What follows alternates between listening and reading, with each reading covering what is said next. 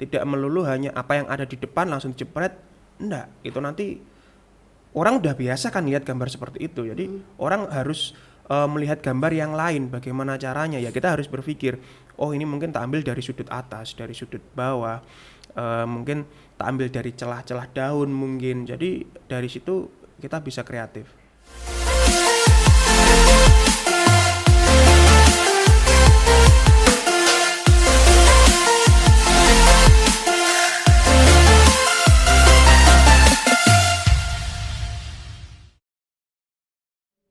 Assalamualaikum warahmatullahi wabarakatuh. Kembali dengan saya Ristra Zafarina di acara podcast kali ini Open Show.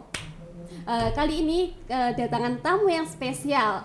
Bapaknya ganteng, energi, menari. Ya, pastinya siapa lagi kalau bukan Pak Heri Sumaryo. Selamat datang di Open Show, Pak. Oke, selamat datang. Tapi ini mau ralat nih, Pak. Iya, Pak. Oh, namanya bukan Pak Heri Sumaryo ya, Sumarno. Iya, Pak, Sumarno. Heri Sumarno Putro. Jadi sebenarnya nama saya pendek, Heri tok. Iya. Sumarno itu nama bapak. Jadi Heri ini adalah anaknya Pak Sumar gitu. Oh, gitu. Oke. Selamat datang di podcast kali ini. Siap. Oke, jangan grogi ya Pak, santai saja obrolan kita kali ini. Pak Heri ini merupakan salah satu guru di SMKN Tulungagung, betul? Nggih. Oke, guru produktif ya Pak ya? Nggih, produktif. Dikenal oleh semua siswa pastinya. Insya Allah nggih. Dan dikenal ganteng. Ganteng, waduh. Oke. Selain menjadi guru nih, apa sih profesi Bapak di luar sekolah? Jadi selain mengajar di SMKN Tulungagung, saya juga berprofesi sebagai fotografer.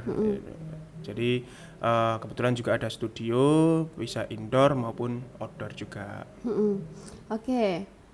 Sebelumnya Bapak belajar fotografi itu dari mana Pak? Atau lulusan seni fotografi Pak? Oh enggak, kalau untuk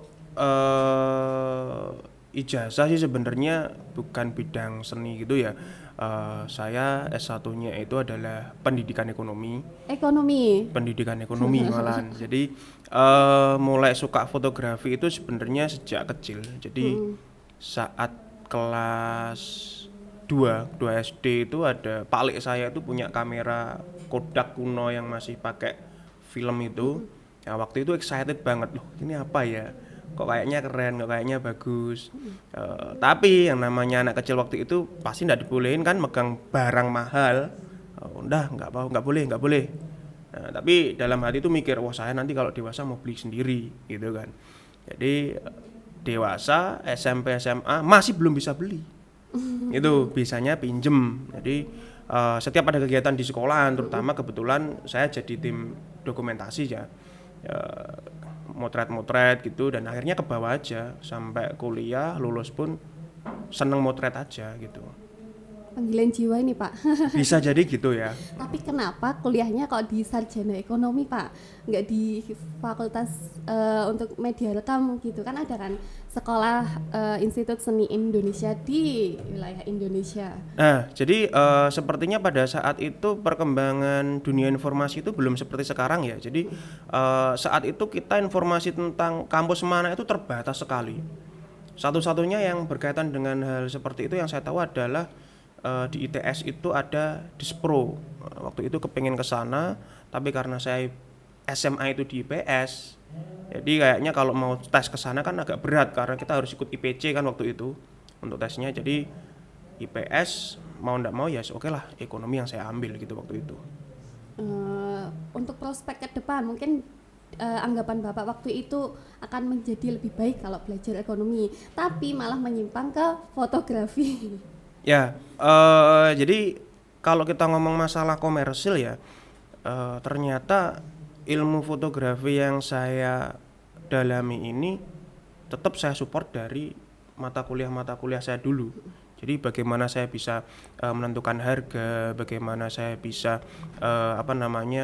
melakukan promosi, itu banyak banget yang saya kembangkan dari mata kuliah yang telah saya peroleh dulu. Jadi kalau kita ngomong ekonomi sebenarnya bebas banget kok. Kita mau profesinya mau jualan bakso, kita mau profesinya kita mau jadi tukang bangunan istilahnya. Kalau dasar dari ilmu ekonominya ini ada, pasti bukan tukang bakso yang biasa kan. Ya minimal punya 100 cabang lah gitu kan. Mau jadi tukang pun tukang yang akhirnya punya banyak tukang lagi di bawahnya. Jadi di situ kita bisa nge-mixkan ternyata yang namanya suatu ilmu itu tidak bisa berdiri sendiri-sendiri, tapi bisa kita gabung dengan ilmu-ilmu yang lain gitu. Berarti meluas ya Pak, kalau belajar ekonomi bisa masuk kemana saja. Iya. Nah, diterapkan ke ranah fotografi. Di ranah fotografi untuk tujuan komersilnya. Iya, betul. Oke Pak, awal mula Bapak belajar fotografi itu dari mana Pak? Belajar otodidak sih sebenarnya. Pertama itu otodidak, terus yang kedua itu waktu kuliah di Surabaya itu kita gabung ke komunitas-komunitas. Kebetulan di sana kan komunitas foto kan banyak sekali ya. Kalau istilahnya setiap hari pengen belajar, pengen hunting, motret bareng itu selalu ada tempat gitu. Jadi dan saya nggak hanya ikut di satu komunitas, saya ikut di banyak komunitas. Di sini saya belajar, di sini belajar, di sini juga belajar. Dari situ kan sumber kita semakin banyak. Tinggal kita lebih dominan ke salah satu genre yang mana aja, kita serap, kita kembangkan di situ. Oke, pengalamannya juga banyak ya Pak ya ketika mau rambah ke dunia fotografi. Nah, pengalaman menarik nih Pak ketika Bapak mau motret suatu objek, apa aja nih Pak? Pernah itu waktu tahun 2015 ya, saya ada kegiatan di Jakarta itu kebetulan dihadiri juga oleh Bapak Budiono, waktu itu masih sebagai wakil presiden. Itu ada rumor, wah nggak boleh bawa kamera, tapi saya kepengen kan, ini momen sekali seumur hidup, saya belum tentu besok-besok dapat motret wakil presiden kan gitu. Akhirnya saya beranikan diri, saya masuk ke dalam gedung sebagai peserta juga pada acara seperti itu. Bisa motret Bapak Wapres itu aja udah, wah itu udah kebanggaan sendiri Pak ya. Iya, kebanggaan tersendiri. Terus 2018 kalau nggak salah, waktu Pak Jokowi berkunjung ke Tulungagung, kebetulan saya juga ngajak beberapa anak-anak SMK NU sih, yuk cari gambarnya Pak Presiden. Gitu. Jadi kita nunggu di satu spot itu sampai lama sekali, berjam-jam. Ketika Pak Presiden datang, melintas dan berhenti di tempat itu, saya langsung merangsek maju. Di depan mobilnya pas. Jadi ketika saya ngarahkan kamera begini, nembak sekali jeret, langsung pas Pampres datang. Dipeluk dari belakang, soeret saya disuruh menjauh dari tempat itu karena kan enggak boleh terlalu dekat kan. Iya, jadi tapi ya namanya kita kepengen cari gambar yang bagus, pasti ya oke lah maju aja. Memang resikonya pasti di situ. Excited ya. Nggih. Selain hal yang menarik, tantangan nih Pak, tantangan apa yang selama ini dialami? Tantangan ya, kalau kita tantangan di fotografi itu, misal kita motret alam, itu tantangannya pasti satu, kalau kita nggak nginep di tempat, itu kita harus berangkat pagi-pagi sekali, atau ya kita berjuang menuju medannya. Contoh seperti Kedung Tumpang. Kedung Tumpang itu masih relatif mudah trek turunnya. Yang ekstrim itu Patok Gebang itu loh. Ya, pernah ke Patok Gebang. Nah, jadi di Patok Gebang itu saya ke sana itu kebetulan diantar teman. Itu naik kendaraan orang sana kan, kita diboncengin di belakang itu kayak kayu gitulah. Ya udah diem di situ dengan kondisi kanan kiri yang seperti itu, ekstrim banget kondisinya. Jadi kalau untuk teman-teman yang pensuka landscape, fotografi dengan jenis landscape itu pasti memerlukan perjuangan yang berat untuk menuju ke lokasi. Karena lokasi alam kan pasti perjuangan banget untuk menuju ke situ. Mau nginep kayak mau nggak nginep, itu pasti effortnya luar biasa banget. Belum nanti kalau hujan. Ya suka duganya pasti di situ. Kita kalau motret di luar, tapi teman-teman paham kok kapan bulan-bulan baik untuk motret di luar, kapan istilahnya kita bisa motret Milky Way itu kapan kita bisa dapat sunset sunrise yang baik itu, kalau teman-teman penyuka landscape pasti paham. Iya. Selama ini Bapak pernah moto seorang model? Kalau untuk model memang dulu belajarnya dari situ karena komunitas. Komunitas itu rata-rata model. Kenapa model? Karena pasti enak, dalam artian enak itu yang kita foto ini mereka sudah bisa bergaya kan. Iya. Kita tinggal ngatur kamera, settingnya gimana, cekrek, jadi. Beda kalau kita motret seseorang yang bukan model. Oh ini Tantangan juga nih Pak. ini tantangan banget. Nah makanya kalau istilahnya teman-teman itu baru belajar di fotografi, oke lah model oke. Tapi ketika untuk pengen upgrading diri itu kita harus mencari model ini yang belum pernah difoto sama sekali. Nah di situ adalah menantang diri kita untuk belajar ngobrol, berani mengungkapkan ide.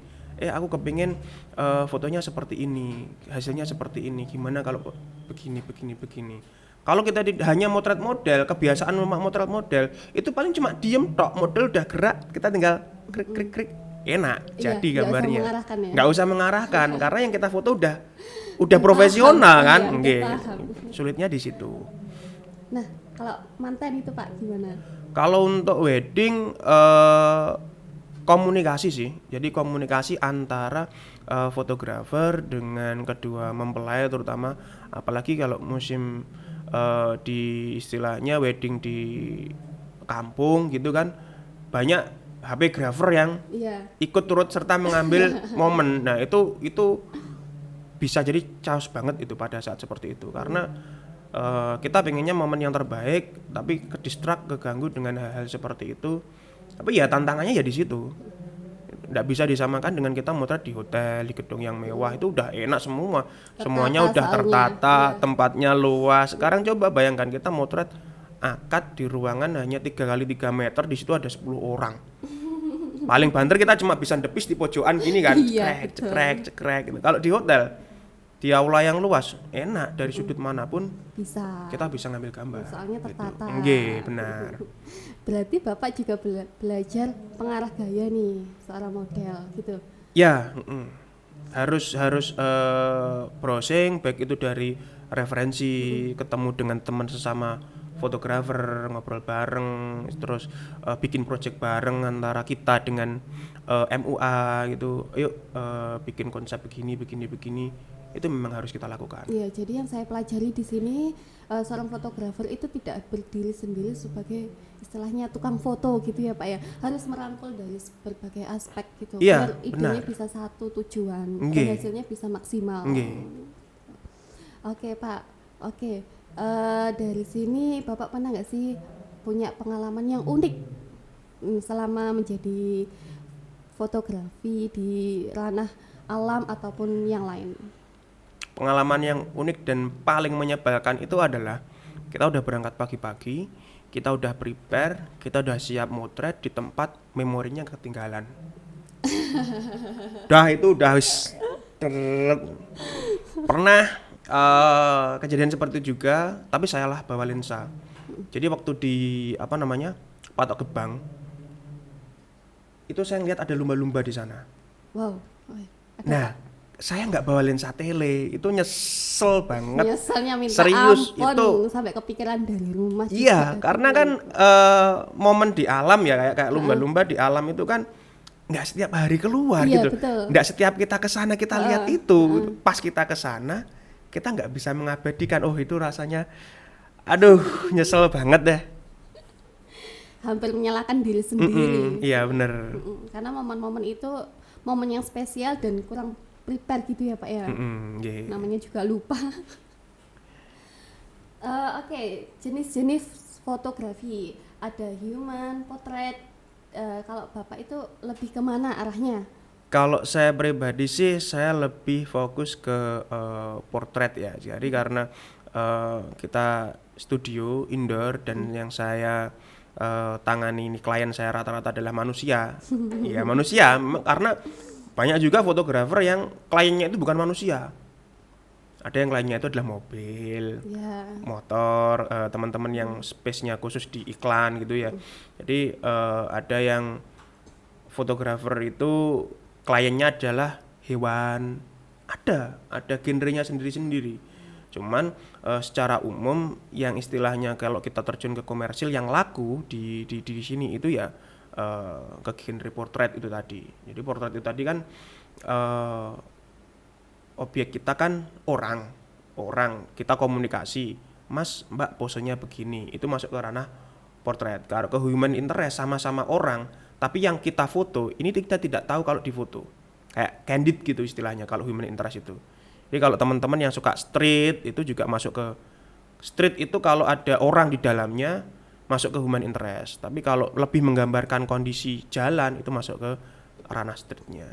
Gitu. Kalau Bapak pernah nggak sih memotret suatu objek tapi akan diiklankan? Itu kan mempunyai tantangan sendiri toh. Di mana objek itu harus mempunyai nilai jual. Pernah itu motret penyanyi. Wow, penyanyi pernah, DJ juga pernah, tapi tidak saya publish di akun pribadi, nggak saya publish. Tantangannya adalah kita harus berusaha keras gimana supaya gambar kita ini nanti itu sesuai dengan standar dari dunia industri gitu. Karena kalau kita udah motret seperti itu kan kelasnya kan sudah levelnya kan berbeda, bukan untuk kepentingan pribadi sosmed di Instagram, tapi ini sudah masuk ke ranah industri. Jadi harus benar-benar perfect, nggak boleh ada melesetnya sedikit, nggak boleh. Dan itu mikir menguras energi banget seperti itu. Itu juga terjalin komunikasi juga Pak antara kedua belah pihak. Iya. Kuncinya di situ. Kuncinya di situ. Jadi sebagus apapun peralatan lighting kita, kamera yang kita pakai, kalau saat kita motret itu kita nggak bisa ngobrol dengan baik. Kalau kita motret portrait ya dengan klien loh ya. Kalau yang kita foto alam ya kita harus tahu jam-jam yang bagus itu jam berapa. Gitu. Harus kuncinya adalah ngobrol. 95% ngobrol, 5%-nya motret. Nanti hasilnya juga bisa bagus ya. Iya, gitu. Karena satu ide, satu arah gitu, Pak. Yeah. Oke, dari seorang tokoh nih yang menjadi inspirasi Bapak itu siapa, Pak? Kalau fotografer idola, teman-teman pasti ngomong Om Darwis sih. Nah, jadi kenapa itu, Pak? Dia tuh punya karakter yang kuat saat motret orang itu, dia bisa punya karakter. Jadi karakter aslinya itu kayak seolah-olah bisa muncul gitu loh. Padahal kebanyakan fotonya itu hitam putih. Hitam putih. Justru malah tidak berwarna, tapi dari foto hitam putih dengan permainan cahaya bisa menunjukkan karakter asli dari seseorang. Oke. Gini Pak, kalau kita memotret sesuatu, nah hasilnya itu bisa mempunyai makna sendiri atau mempunyai kesan pesan yang ingin disampaikan kepada yang melihat hasil foto itu. Pernah nggak sih Pak? Mungkin bisa berbagai tips atau berbagai cara bagaimana dari hasil foto itu memiliki makna dan pesan yang tersampaikan. Yang sering saya sampaikan kalau saya ngajar ke anak-anak itu adalah fotografer itu harus banyak-banyak baca. Karena apa? Karena ketika seorang fotografer ini dia banyak melakukan baca buku, daya imajinasinya ini akan bertambah, akan lebih luas. Tidak melulu hanya apa yang ada di depan langsung jepret, enggak. Itu nanti orang udah biasa kan lihat gambar seperti itu. Jadi orang harus melihat gambar yang lain. Bagaimana caranya? Ya kita harus berpikir, oh ini mungkin tak ambil dari sudut atas, dari sudut bawah. Mungkin tak ambil dari celah-celah daun mungkin. Jadi dari situ kita bisa kreatif. Bahasa mudahnya ATM, amati, tiru dan modifikasi. Gitu. Dari hasil potret yang Bapak lakukan sama ngedit itu berapa persen Pak biasanya? Idealnya foto yang bagus itu mentah keluar dari kamera ini sudah jadi. Itu foto yang bagus. Jadi editing itu yang umumnya diakui itu adalah sebatas pada menurunkan saturasi, kontras, kecerahan, cuma sebatas itu, bukan kerana manipulatif. Iya, karena sekarang banyak aplikasi-aplikasi yang gitu kan Pak. Ya, jadi itu sudah genrenya nanti beda lagi. Iya. Masuk ke ranah digital imaging, sudah gambar digital, bener. Fotonya kita yang ngambil jepret, tapi itu nanti kan diolah lagi. Nah, itu masuk ke ranah yang berbeda lagi. Kalau zaman sekarang itu bagaimana Pak? Apakah pengeditan itu lebih banyak daripada hasil foto yang dihasilkan? Kalau sekarang dengan adanya kemudahan baik itu dari smartphone ya, jadi editing itu jauh lebih mudah daripada zaman dulu. Kalau dulu kita motret harus nunggu nanti pulang dulu, harus kita copy ke komputer, baru kita edit, Sekarang ada wifi, kita bisa transfer ke smartphone, kita edit di situ. Saat itu juga kita sudah bisa mengupload hasil karya kita. Jadi dengan kecanggihan teknologi, beda dengan dulu zaman masih pakai roll film itu. Waduh, itu mikir banget waktu itu motret. Jadi kita beli satu roll isinya cuma 36 kali jepret. Ya udah bener-bener harus dihitung. Itu waktu SMP, saya waktu ketika tur ke Bali, saya bener-bener ngitung, oh nanti saya kalau di Bedugul saya motret 2 kali. Nanti ketika di Garuda Wisnu Kencana saya juga motret 2 kali. Di Pantai Sanur saya motret 2 kali. Jadi taruhlah ketika ada 10 tempat, ya kita harus bagi 36 ini dibagi 10 di mana. Kalau sekarang kan bebas. Iya Pak, iya. Tergantung dari jumlah memori. Kita mau motret 1000 kali pun terjadi. Karena memadai Pak. Nggih. Dan sekarang alatnya canggih dan mudah didapatkan di mana-mana. Ya. Kalau dulu perjuangannya sangat-sangat. Dulu fotografi itu mahal sekali. Oh dulu. Dulu tuh ketika saya masih SMP SMA itu hitungannya roll kan. Kita beli film itu per satu rollnya itu sudah sekitar 30-an ribu. Itu belum dicetak. Jadi untuk menghasilkan 36 gambar dan tahu hasilnya, itu minimal kita harus mengeluarkan budget sekitar 75.000 rupiah pada saat itu. Beda dengan 75.000 rupiah pada saat ini loh ya. Karena pada saat itu istilahnya terjadi inflasi setiap tahun. 75.000 saat itu mungkin ya 500.000 saat inilah. Jadi eksklusif banget saat itu. Oke Pak, mungkin dari pengalaman Bapak merambah ke dunia fotografi, adakah pesan-pesan yang ingin disampaikan ke pendengar podcast Open Show kali ini? Mungkin ada beberapa pendengar kita ingin mengambil ilmu dari Bapak mengenai dunia fotografinya. Kalau sudah hobi motret itu sebenarnya kita nggak harus gear minded ya, dalam artian oh saya pasti bisa menghasilkan gambar bagus dengan kamera yang bagus, itu enggak. Bahkan dengan menggunakan HP smartphone pun kita bisa kok motret. Selama itu adalah alat rekam, udah kita bisa motret. Dan ini tuh harus diasah. Nggak boleh kita oh saya suka moto, seberapa sering kamu moto? Ya 1 bulan sekali. Oh itu nggak mengasah namanya. Kalau pengen mengasah, setiap hari kita harus motret, walaupun hanya dengan menggunakan smartphone. Kalau saya rasa sekarang kan hampir semua anak-anak pasti punya smartphone ya.